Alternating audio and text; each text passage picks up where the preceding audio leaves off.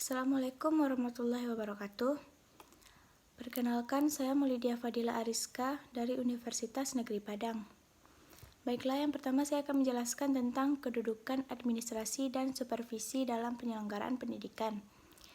Administrasi dan supervisi pendidikan adalah hal yang sangat penting dilakukan untuk meningkatkan mutu pendidikan.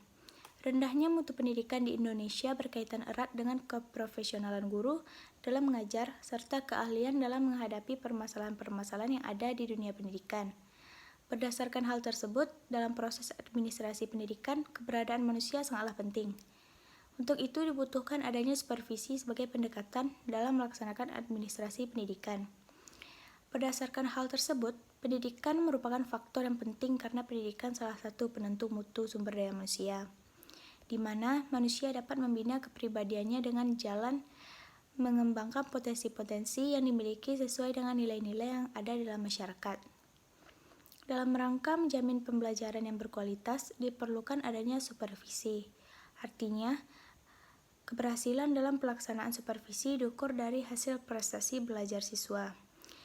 Seorang guru yang sudah memahami proses administrasi dan supervisi dalam pendidikan akan mudah dalam menciptakan suasana belajar yang kondusif, efektif, dan efisien. Hal ini akan berbanding lurus dengan prestasi siswa di bidang akademik maupun di bidang non-akademik. Supervisi pendidikan tidak hanya sebagai pelengkap di dalam administrasi pendidikan, akan tetapi merupakan hal yang sangat penting untuk dilaksanakan. Tidak dapat dipungkiri, masih ada beberapa guru yang kurang profesional dan tidak memenuhi syarat dalam pekerjaannya sebagai seorang pendidik. Disinilah dilihat pentingnya peran supervisi dalam rangka meningkatkan kualitas pendidikan yang ada di Indonesia. Yang kedua yaitu konsep profesi. Profesi adalah suatu bidang pekerjaan yang ingin ditekuni oleh seseorang.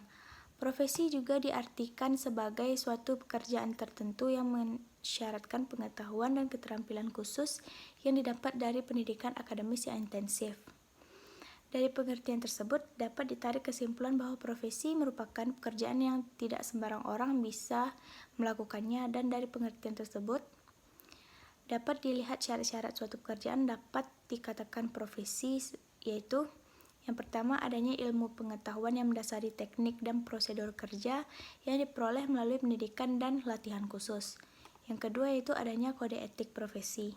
Yang ketiga, adanya pengakuan formal legalistik dari masyarakat dan pemerintah.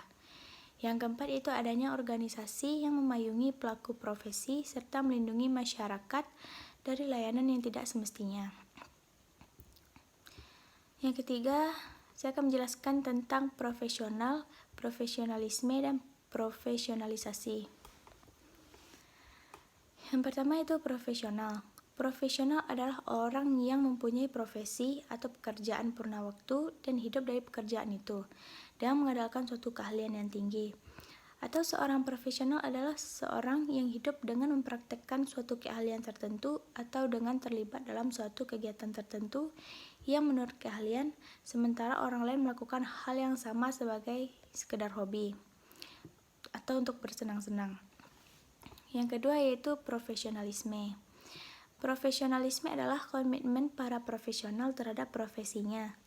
Komitmen tersebut ditunjukkan dengan kebanggaan dirinya sebagai tenaga profesional, usaha terus-menerus untuk mengembangkan kemampuan profesional.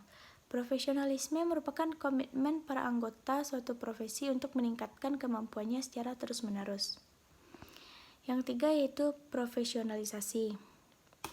Profesionalisasi adalah suatu proses menuju kepada perwujudan dan peningkatan profesi dalam mencapai suatu kriteria yang sesuai dengan standar yang telah ditetapkan. Poin berikutnya akan saya jelaskan yaitu guru sebagai profesi. Guru sebagai profesi yang berarti suatu jabatan yang memerlukan keahlian khusus sebagai guru dan tidak dapat dilakukan oleh sembarang orang di luar bidang kependidikan. Profesi guru adalah jabatan profesional yang memiliki tugas pokok dalam proses pembelajaran. Uraian tugas pokok tersebut mencakup keseluruhan unsur proses pendidikan dan peserta didik. Tugas pokok itu hanya dapat dilaksanakan secara profesional bila persyaratan profesional yang ditetapkan terpenuhi. Baiklah, hanya itu yang dapat saya sampaikan. Saya sudahi dengan Assalamualaikum warahmatullahi wabarakatuh.